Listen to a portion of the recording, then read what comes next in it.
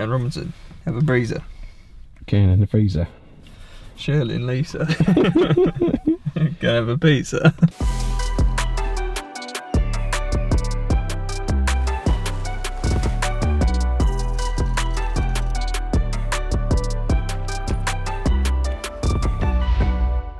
Hey everyone, welcome back to another video. Now this is going to be super exciting because you will have seen in one of our previous videos I got my new bike, which is obviously amazing, really exciting, but I need to further refine and optimize the position, and this is why we're in Silverstone.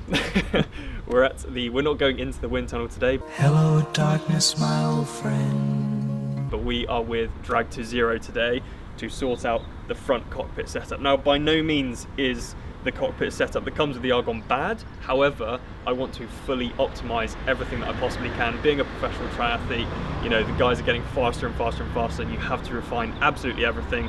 That's why we're here with the guys at Drag2Zero, because we're going to get their 0.66 front setup, and essentially this is going to be a bit of an introduction video into how you can go about installing it for yourself on your own bike, and just showing you the fit process and what the bike will look like afterwards. And this is, you know, yeah, going through the process of making sure this bike is as fast as it possibly can be. I will also ask them about potentially getting a 1x setup on the front as well, and yeah, I'm looking forward to it. I'm really excited, so let's crack on.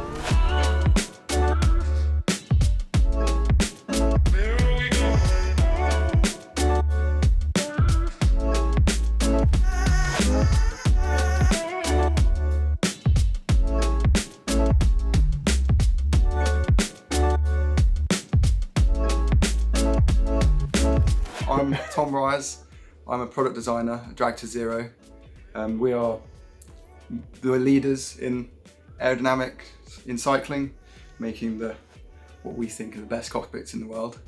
Today we're fitting Harry on his new Argon 18 E119, I think is how you say it.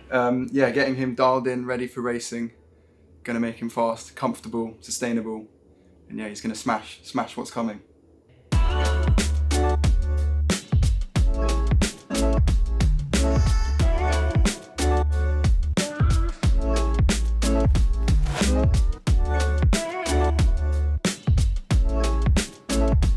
So we have maxed out the possible reach on this. I've only recently learned there is now a rule in Ironman that is the tip of the extensions can't go over the front of the tyre. Is it just Ironman? I think it's just Ironman, but it might be T100 as well. Possibly. Yeah. We'll have to investigate that. Not too sure, yeah. But thankfully, maxed out, he's I think 5 mil back, so he's yeah. right on the limit. But yeah, we'll see how comfortable it feels. He's really far forwards on the saddle, which is nice because it really opens, when being it forwards really opens up the hip angles, and you find because of the amount of support and everything you get from these, you can really like lean straight into the poles and put all your weight through your upper body, through your bones, and just relax and lean onto them. And then you find you want to shift forwards, and instead of kicking down, you end up kicking back, which is a lot more powerful. Yeah. You open up your hips, so you're much more comfortable. Running off the bike is going to feel so much better. Yeah. And yeah, it's just more sustainable. You're not cramped up, trying to hold position, tensing everything. Yeah. You can just relax and focus. Yeah. So yeah, jump down, let's see give it a go. how it feels.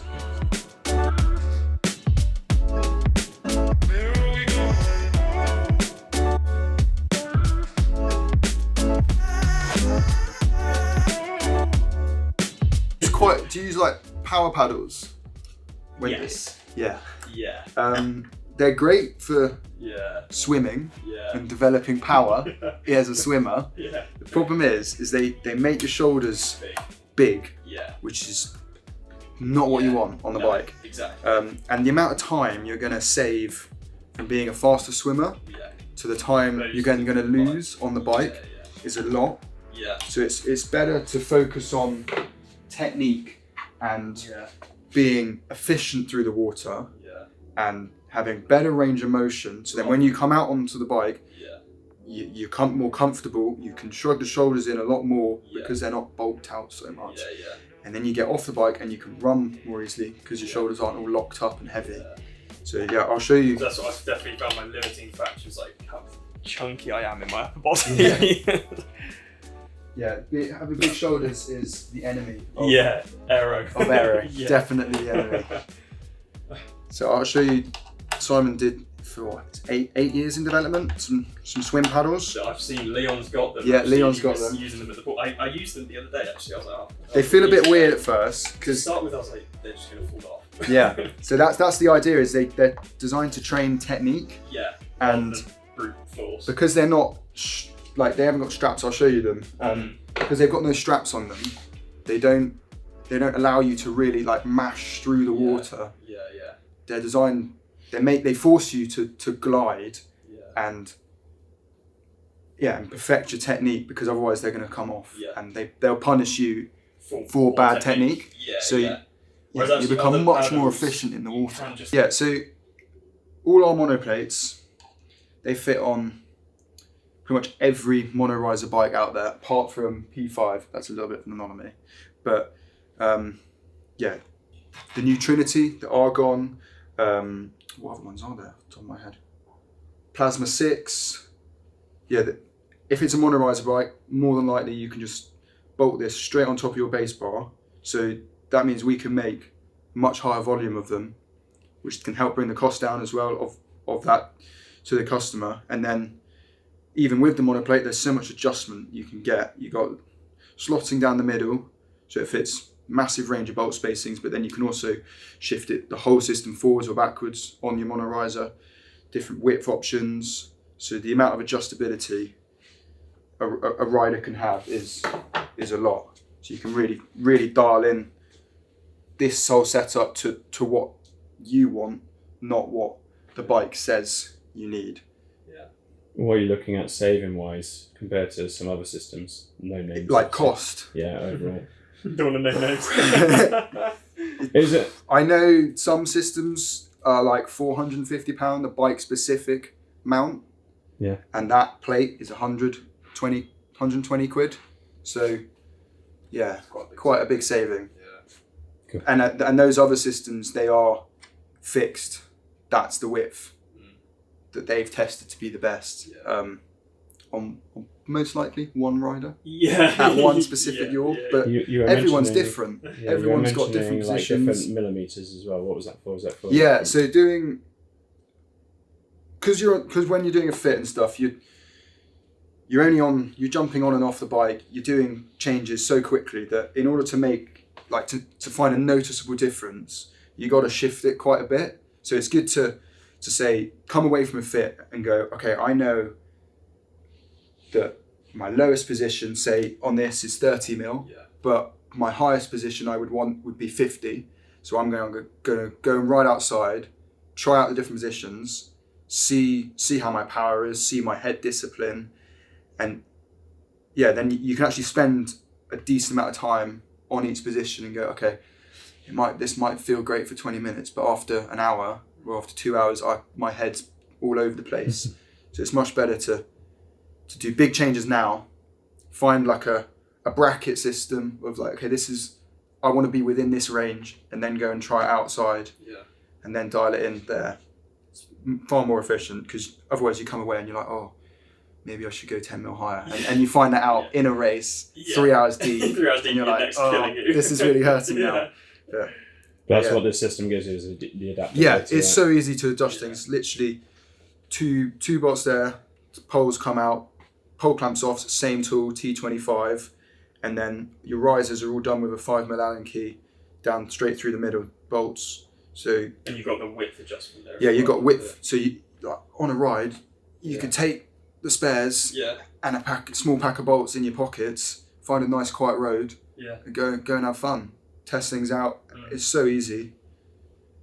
Yeah, it's a no-brainer. Cool. Right, jump on that now. Let's see.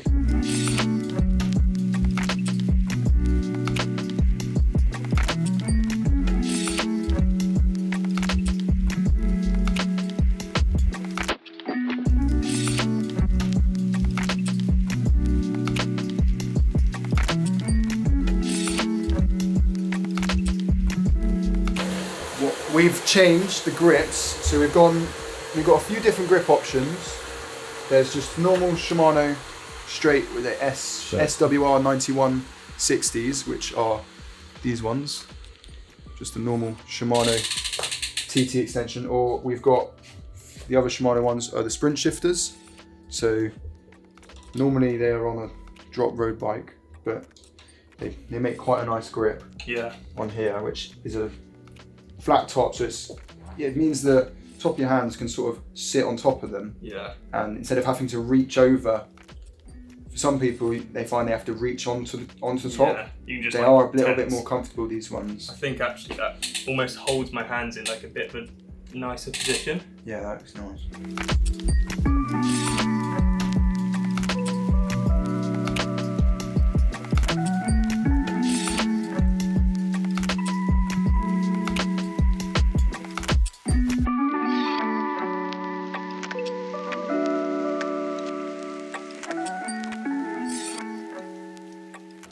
So we're all fitted, bars are on, everything's cabled up. We're just going to talk a little bit about shoulders and the impact of swimming as a triathlete. So traditionally swimmers, they've really focused on developing power in the pool in order to get faster, which is great if you're just a swimmer. But the problem is it really bulks out the shoulders and it creates a lot of tension, and it can really tighten all the muscles in your shoulders. So I would ditch power paddles and focus more on training technique and trying to focus on being more streamlined and more efficient in the water. And instead of trying to mash through the water, you want to glide and conserve energy, so that then when you get on the bike, your upper body's all relaxed, nice and flowy, it's not tightened up from the swim, so you can then just drop in. And you've also got more energy to then dish out on the bike, which you're not the amount of time you're gonna save in a swim compared to the amount of time you can save on a bike is quite a big difference. So it's far better to maybe come out the water a little bit slower, but you have much more energy and power to then dish out on the bike. So with the shoulders,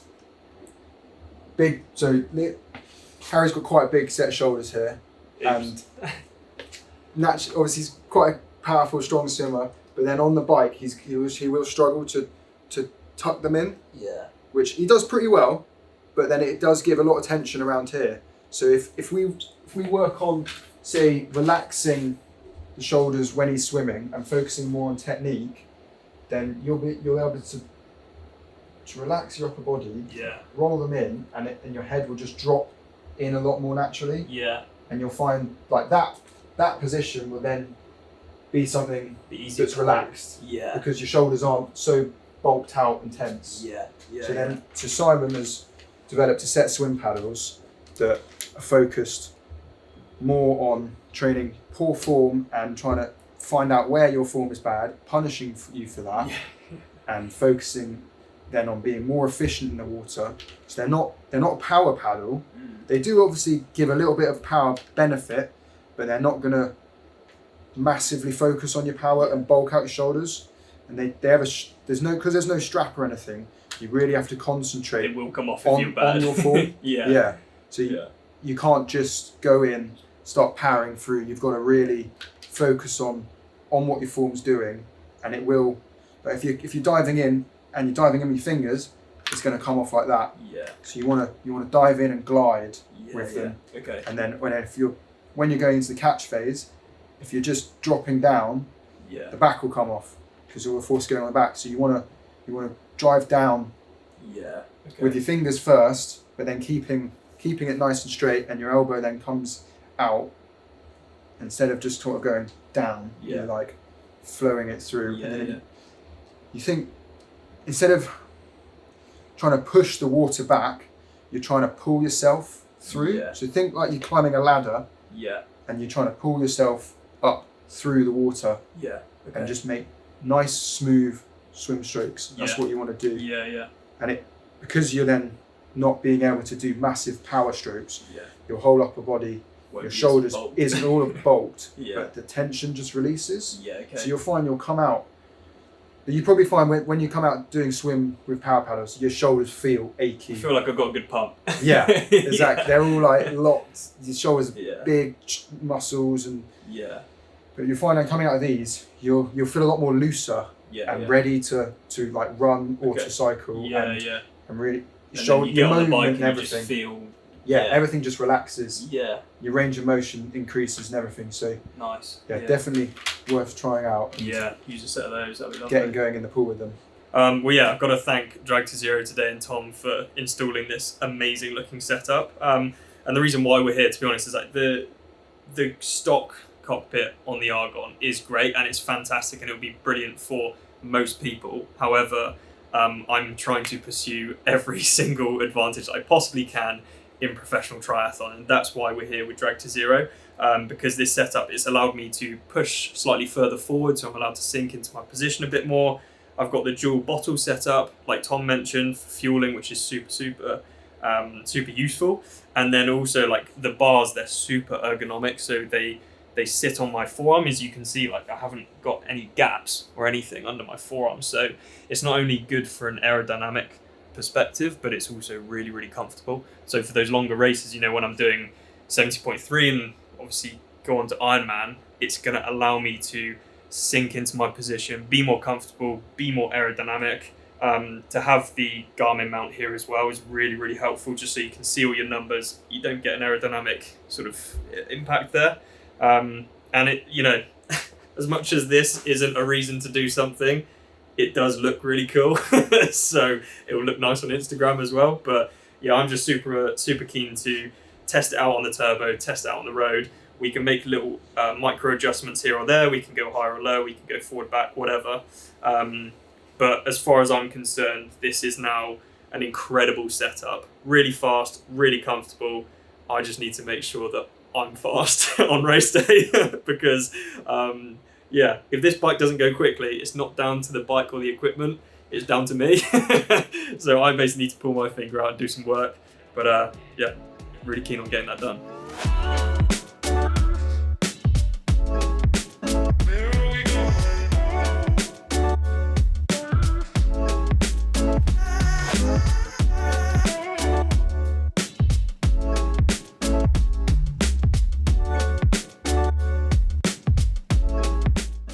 And Robinson, have a breezer.